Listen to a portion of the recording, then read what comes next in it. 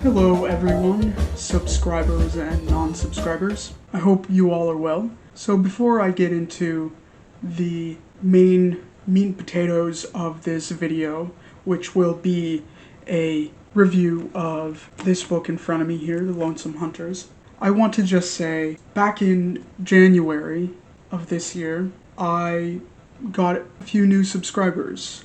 Now my channel is sitting pretty with 37 subscribers, which is really great, and I just wanted to take some time to show my appreciation for all of you, even though the numbers aren't at 1,000 or 100,000. Even taking this little bit of time to acknowledge those small signs of growth is really nice.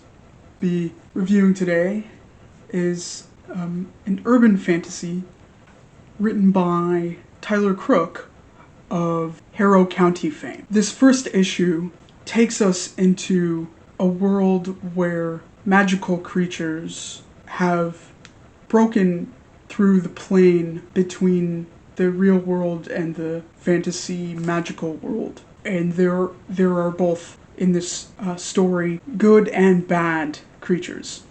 We follow elderly man here who has been given an unnaturally long life by this magic sword. My introduction now finished. We can get into the review. For this review, I only kept a basic outline and some notes, which I will be referring to as I lay out my thoughts. So this will be semi-informal because I prefer to just talk instead of adhering very strictly to a script.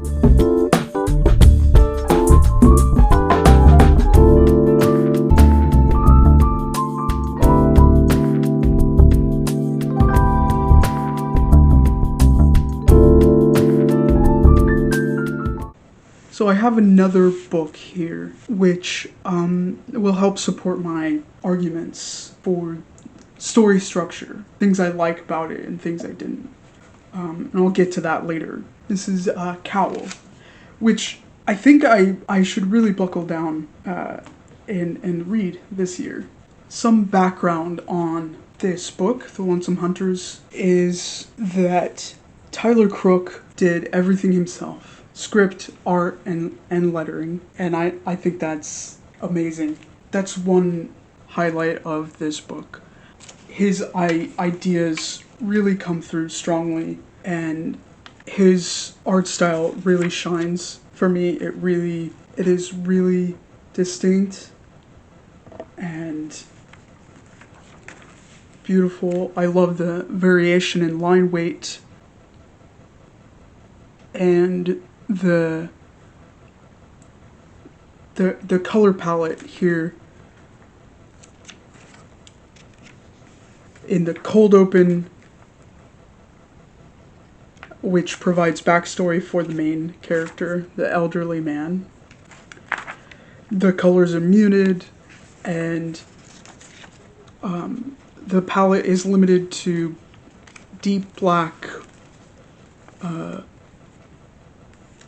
I believe a yellow ochre or something, a color that resembles a coffee stain.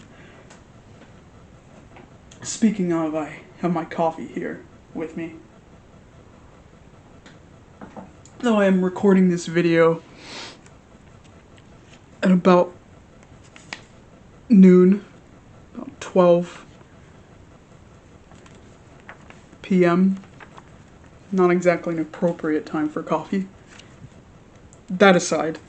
And then once we come to the present day, the colors are still muted, still very earthy and dark, but are brighter. And he brings in a lot of blue and orange,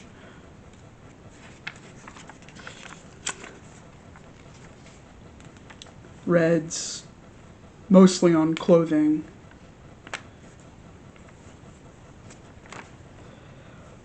I think his base color, though, is that sort of sepia coffee stain color. I think he's emphasizing how grimy and morally gray this world is. It's been infected, I suppose, in some way by this dirty filth, metaphorically and literally.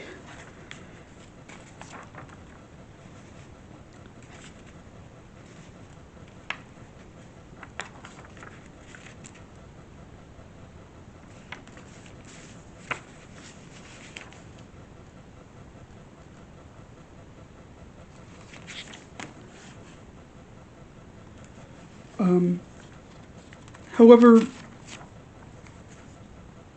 there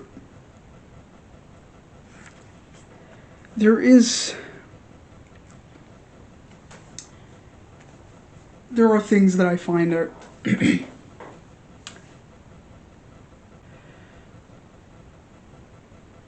those are the positives in terms of art. And now I'm going to get into the story structure, which I sort of already mentioned when talking about the art. So here, and this is when I get into the comparison with Cowl. So here in the Lonesome Hunters, we have about a 5-page cold open, which sets up Howard, the elderly man, character, and we get a hint of the world, the kind of world that he came up in, which is similar to Cowl here.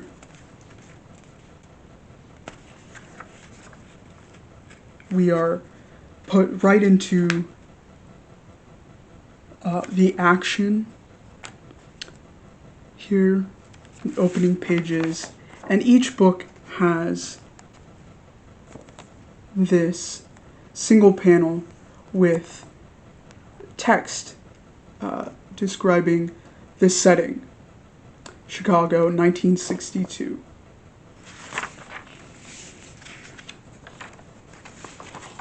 Here, this just says 100 years ago. When Howard was a young man, he was given a magic sword.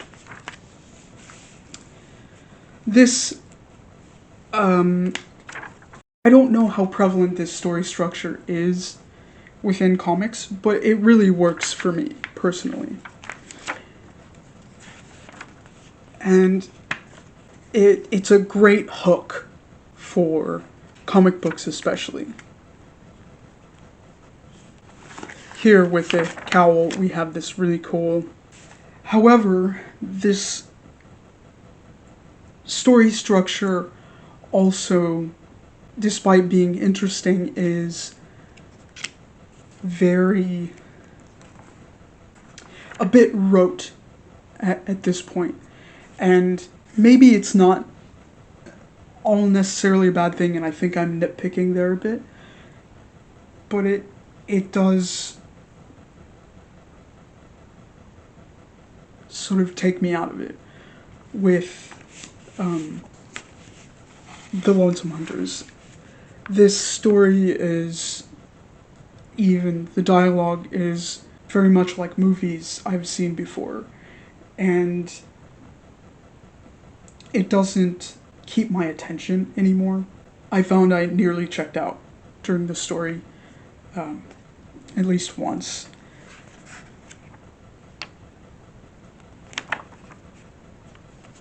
I think also Another thing that hampers my enjoyment of this story is that I'm not a big fan of fantasy or urban fantasy. So though I enjoy this first issue, it's not something I would regularly read. It's not something I would come back to. I don't think I would get the second issue or even finish out the series, even though I have mild interest in the story. I think my interest really is just based in the originality of the world here. And that is another positive.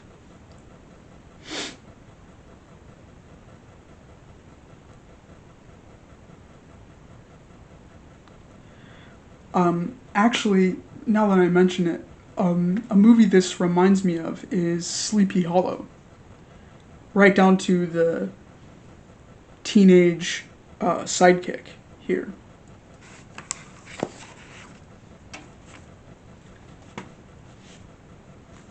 And like I said, it's not necessarily a bad thing, but it does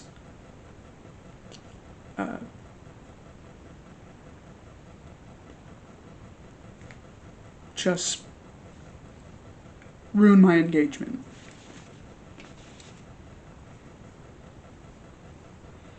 Though, with all that said, I want to keep this review short.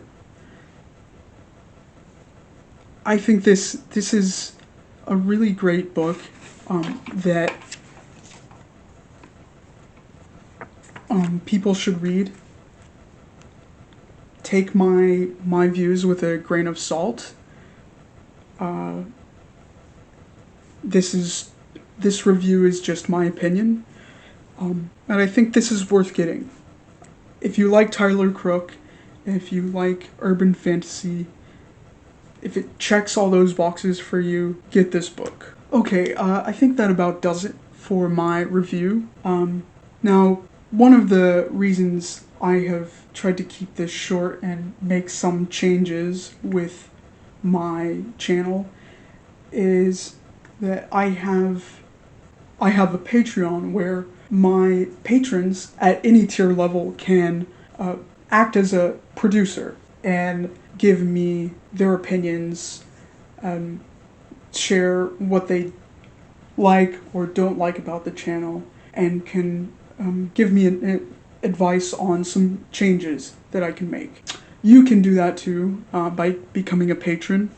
I have a link to my Patreon in the About page of my YouTube channel. I would sincerely appreciate it if you were able to lend your support on Patreon or through Discord, which is also linked. Thank you for watching. Leave a like, comment, and remember to subscribe and hit the bell icon to receive all notifications for upcoming videos. Everyone, you have to feed that algorithm cat and make sure they get toys for enrichment too, or else that poor cat will be depressed. Thank you. Goodbye.